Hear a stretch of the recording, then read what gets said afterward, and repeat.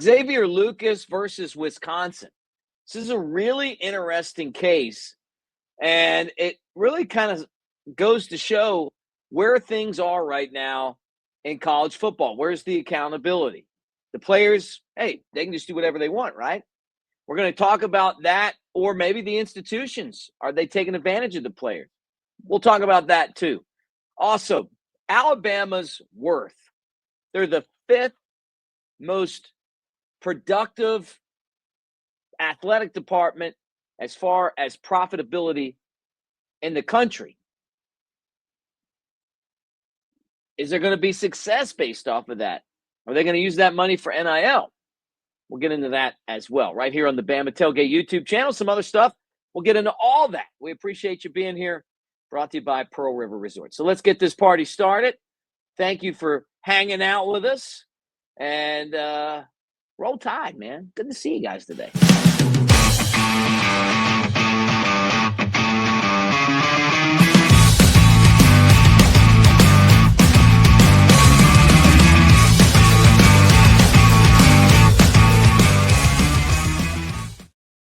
All right, roll Tide, everybody. And as a proud Alabama grad, I love talking like I'm in Dr. Alza Coffey's political science classes, when you really had to get in there and debate, and you had to tell like why you felt a certain way when it came to an issue. And this is one that I feel like we need to debate a lot. And I feel like that this is going to set the tone for the future of NIL and players. Xavier Lucas is a defensive back that's from Florida that went to Wisconsin and signed a 2-year agreement with Wisconsin that was tied to the upcoming revenue sharing model, which we know hasn't been approved yet, right? But we think it's going to happen. He's got an agent, attorney, whatever. And then he decided he didn't want to be at Wisconsin anymore. And he wanted to go to Miami. But his name was never in the transfer portal. Well, that's because Wisconsin wouldn't put him in the transfer portal because they had an agreement signed. But he decided he didn't care about the agreement. And the other part of it is, I guess this is where his case is, well, it hasn't been approved yet. Okay, so the NCAA comes out and they say, NCAA rules do not prevent a student athlete from enrolling from an institution, enrolling at a new institution, and competing immediately. So that to me sounds like they are on Lucas's side, or at least that's kind of where things sit right now. The problem that I have with this whole thing is that this system is being overtaken by the student athletes.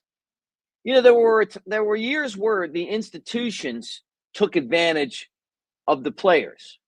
And I'm not going to argue that. I knew that this was going to come one day. I used to do a show with Ryan Fowler in Tuscaloosa. I talked about it often. You know, how can the bookstore sell your jersey and you not get any money for that? You know, how can Tyrone Prothro break his leg playing football?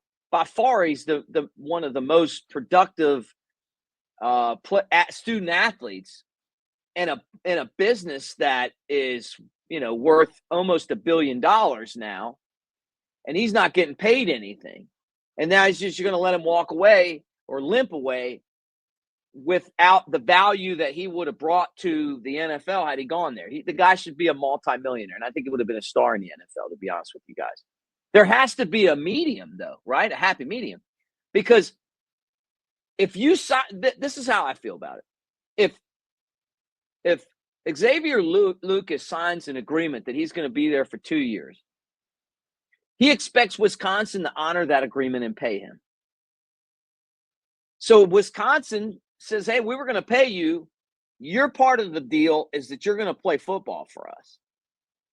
The players have to be held accountable too. And I feel like that's where the system right now is totally off the rails. And I don't agree with the NCAA, but this may be the NCAA has absolutely no leg to stand on. And I feel like that's kind of part of this as well, right? that they don't feel like they can really say anything. So they're kind of stuck in a spot where, guess what? They have to just eat this.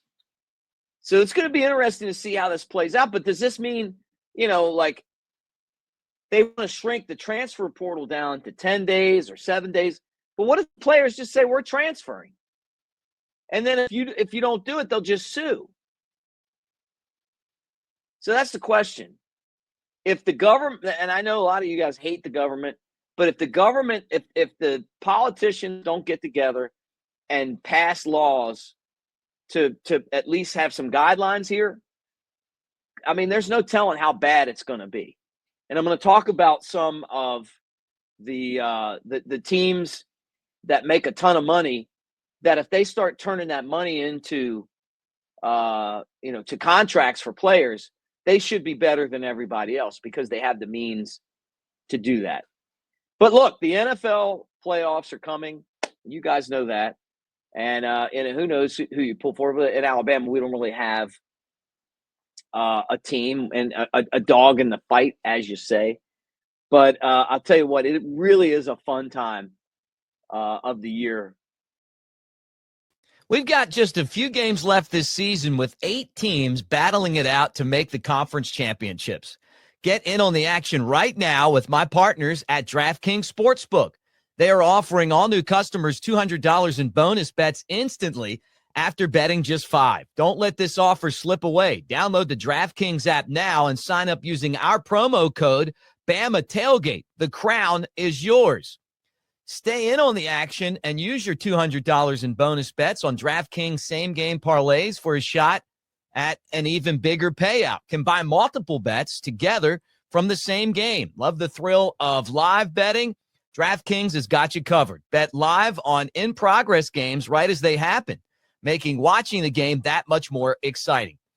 If sports betting is not available in your state, don't worry. You can still join in on all the fun with DraftKings Daily Fantasy and have a shot to win cash prizes. Download the DraftKings Sportsbook app now. New customers use our promo code Bama Tailgate, bet just $5 on any wager, and get $200 in bonus bets instantly. That's promo code Bama Tailgate only at DraftKings Sportsbook.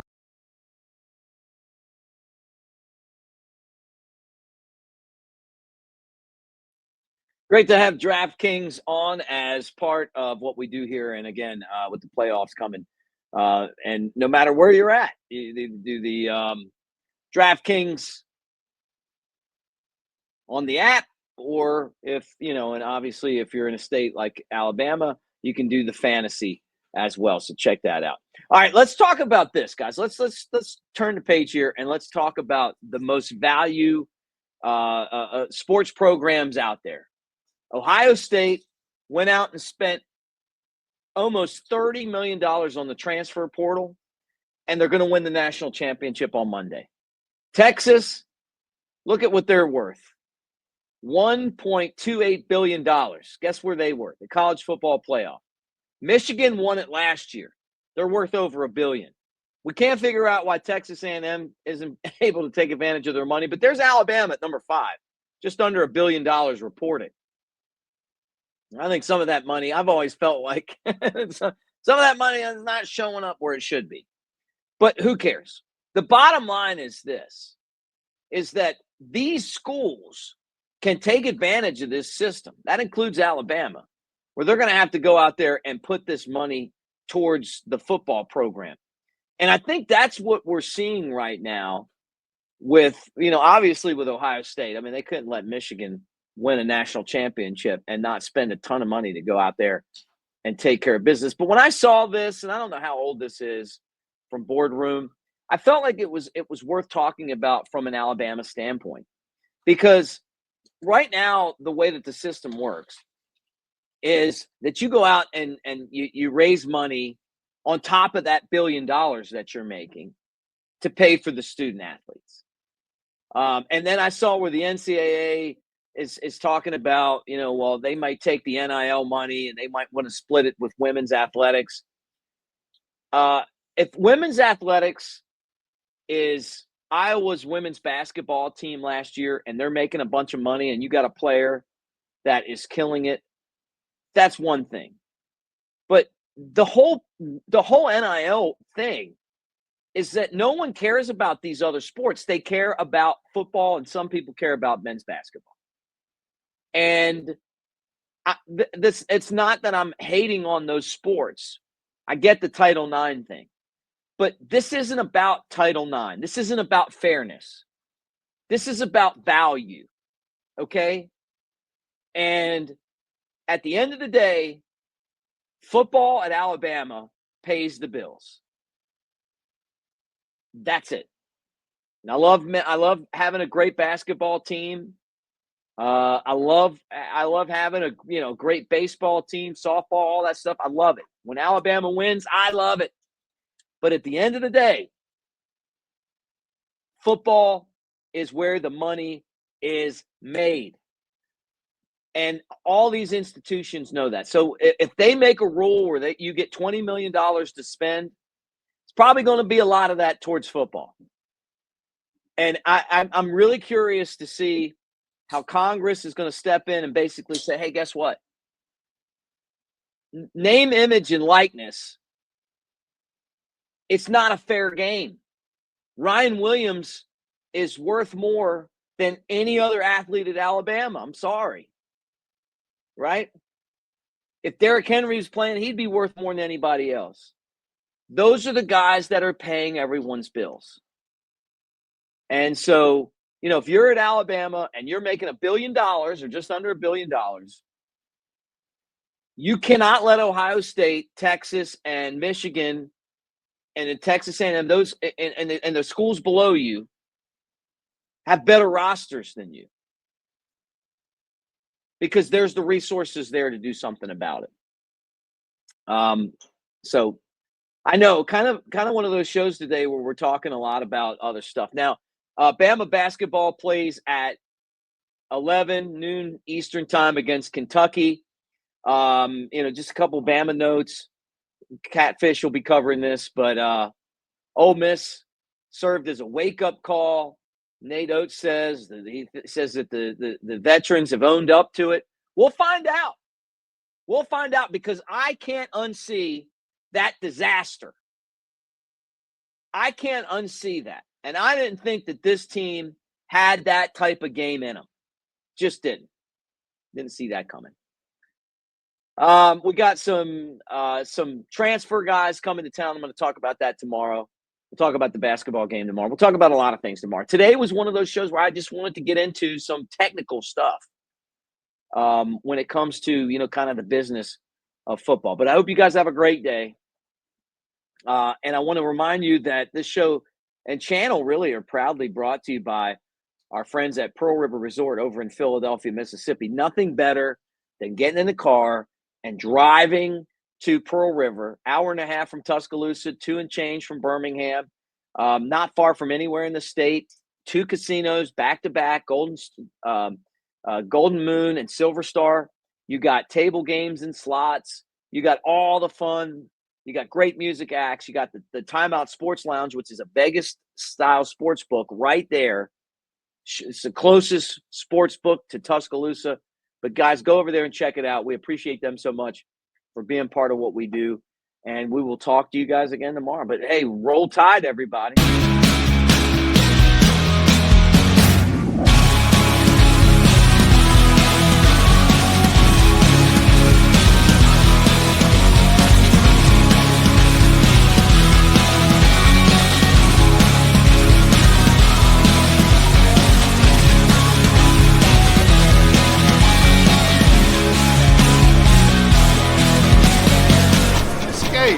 To Pearl River Resort.